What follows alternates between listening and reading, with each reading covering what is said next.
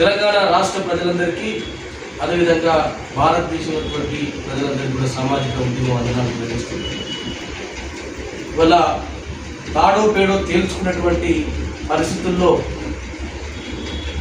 బీసీల యొక్క విముక్తి కోసం, దేశవ్యాప్త కులగణన కోసం, అదేవిధంగా తెలంగాణలో 42% బీసీల వాటా అమలు కోసం జరుగుతున్నటువంటి ఈ యుద్ధంలో ఇవాళ 15 రోజుకు వత్సల సిద్ధేశ్వరుల యొక్క ఆమరణ దీక్ష చేరుకున్నది. వారి యొక్క ఆరోగ్య పరిస్థితి పూర్తి స్థాయిలో క్షీణిస్తూ ఉన్నది. కిడ్నీలు పాడైపోతున్నటువంటి పరిస్థితి ఉన్నది. నీరసంగా ఉంటున్నారు. మాట్లాడడానికి కూడా ఓపిక లేని సందర్భం ఇక్కడ కనబడుతూ ఉన్నది. కానీ తెలంగాణ రాష్ట్రం నుంచి 8 మంది ఎంపీలు బీజేపీ వాళ్ళు గెలిచారు.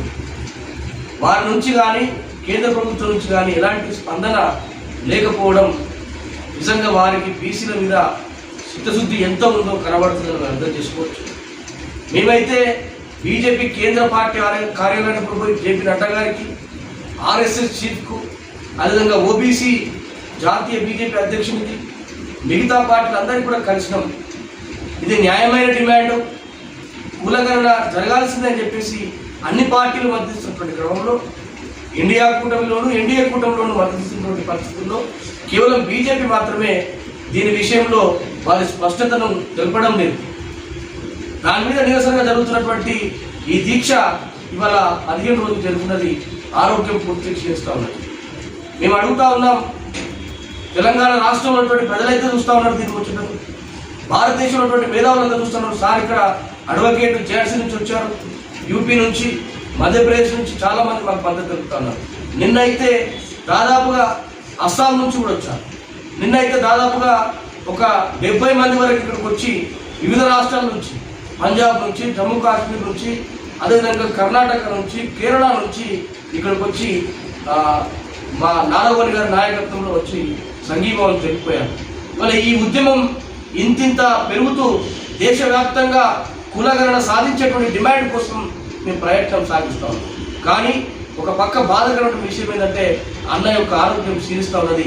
తప్పకుండా కూడా స్పందించాల్సినటువంటి బాధ్యత, మొదటగా స్పందించాల్సిన బాధ్యత తెలంగాణ రాష్ట్ర బీజేపీ అధ్యక్షుడైనటువంటి కిషన్ రెడ్డి గారి మీద, అదేవిధంగా అక్కడ 8 మంది ఎంపీల మీద, ముఖ్యంగా బండి సంజయ్ గారి మీద ఉన్నది. అన్నకేమైనా జరుగుతూ మాత్రం దేశమంతా కూడా బీజేపీ కొట్టుకుపోయేటువంటి ప్రమాదం ఉంటుంది. కాబట్టి దయచేసి విఘ్నుడైనటువంటి మీరు బీసీల పట్ల ఆలోచన చేయండి. చరిత్రాత్మకమైనటువంటి అనేక చట్టాలు తెచ్చామని చెప్పుకుంటున్నారు కదా, బీసీల కోసం కూడా ఒక చరిత్రను నిలబడేటువంటి ప్రభుత్వంగా మీ ప్రభుత్వం ఉండాలని మేము అప్పీల్ చేస్తూ ఉన్నాం, రిక్వెస్ట్ చేస్తూ ఉన్నాం. అన్న ఆరోగ్య విషయంలో మాత్రం ఏమాత్రం ఇబ్బంది జరిగినా కూడా తెలంగాణ రాష్ట్రం అల్లకల్లోలమైన పరిస్థితి ఉంది. దేశవ్యాప్త నిరసనలతో, దేశవ్యాప్త ఉద్యమాలతో బీజేపీకి ప్రమాదం ఎదురుగాక ముందే బీజేపీ సర్కారు స్పందించాలని మేము డిమాండ్ చేస్తూ ఉన్నాం. ఈరోజు పోలీసు వారితో మనం మేము రిక్వెస్ట్ చేస్తే ఈరోజు మంగళవారం రోజు రమ్మన్నారు. ఇవాళ రామ్లీలా మైదానంలో పర్మిషన్ కోసం ప్రయత్నం చేస్తున్నది. అదేవిధంగా కొంతమంది పార్టీల నాయకులను, అదేవిధంగా ఎన్సీపీసీ చైర్మన్, మిగతా నాయకులందరూ కూడా కలవాల్సినది. ఆ క్రమంలో మేము పోతూ ఉంటాం. అన్న ఆరోగ్యం మాత్రం మాకు చాలా బాధాకరంగా ఉంది. కాబట్టి తెలంగాణ రాష్ట్రంలో కూడా ఈ కార్యక్రమానికి సంఘీభావంగా జరుగుతున్నటువంటి కార్యక్రమాలకు ముమ్మరం చేయాలని చెప్పేసి బీసీ ఉద్యమకారులందరికీ చేతులెత్తి నమస్కరించి చెప్తా ఉన్నాను. మొన్న హుజరాబాద్లో, కేశవపట్నంలో, ధర్మారంలో సత్యాగ్రహ దీక్షలు చేశారు. అదేవిధంగా గీసుగొండ ప్రాంతంలో, వరంగల్ ప్రాంతం నుంచి స్టేట్మెంట్లు ఇస్తా ఉన్నారు. కాబట్టి మిగతా తెలంగాణ రాష్ట్రంలో ఉన్నటువంటి ప్రజలంతా కూడా, బీసీ ఉద్యమకారులంతా ఈ విషయంలో ఎలాంటి స్వార్థాలకు పోకుండా స్పందించాలని చెప్పేసి మీ అందరినీ కూడా చేతులెత్తి నమస్కరించి వేడుకుంటూ అన్న ఆరోగ్యాన్ని కాపాడుకుందాం, బీసీల కులగణనను దేశవ్యాప్తంగా సాధించుకుందాం అని మీ అందరికీ కూడా మరొకసారి తెలియజేస్తూ జై బీసీ.